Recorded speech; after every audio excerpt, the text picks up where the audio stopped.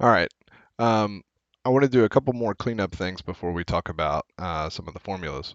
So one of the things that we can do is we can rename tabs. So workbooks can have multiple worksheets in them, and they're shown by tabs at the bottom. So I'm going to rename this one. I'm just going to call this original.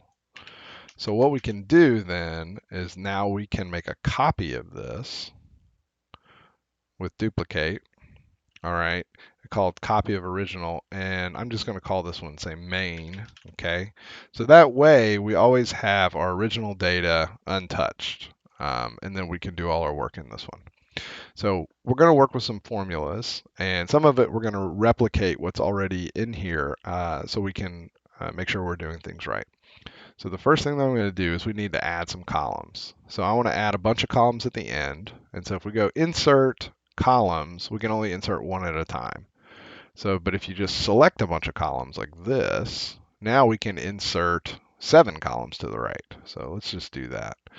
Okay, I'm going to make them a little bit bigger so we can type and you'll see it. Okay, so let's say that I want to recalculate field goal percentage. All right, so field goal percentage is very simple. It is simply number of field goals made divided by the number of attempts. That's what these two columns are.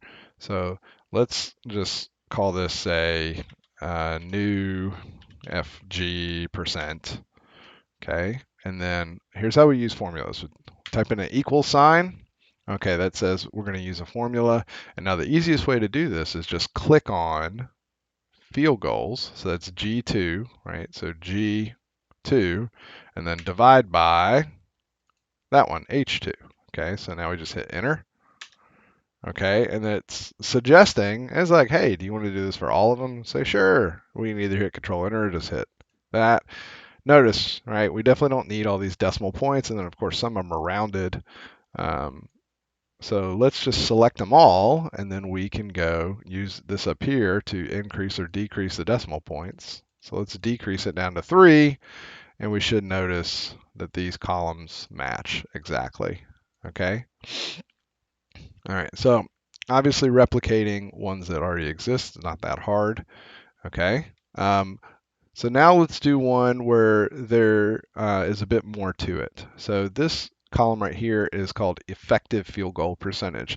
The idea is that threes are worth more than twos, and so we should account for that. So the way that that works is we're going to take all our twos and then add our threes, but we're going to multiply our threes by 1.5 and then divide by the total number of field goal attempts.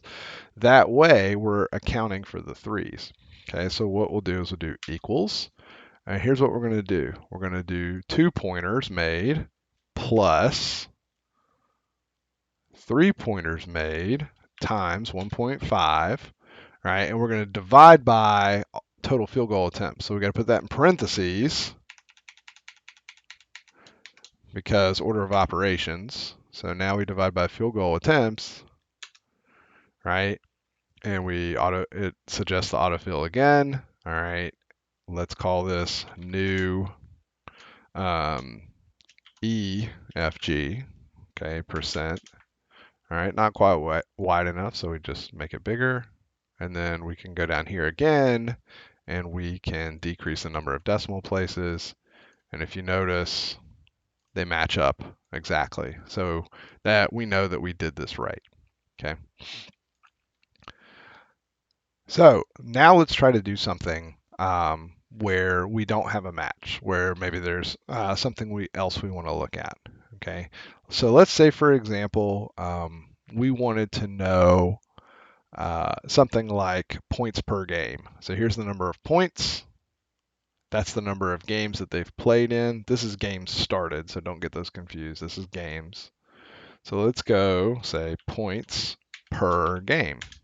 Well, we just use our equals and we do points, divide, games, hit enter. It suggests an autofill. Again, we don't need all these decimal points, decimal places, so let's just shrink it down to say just the tenths place. So there's points per game for the Warriors so far this season. Okay.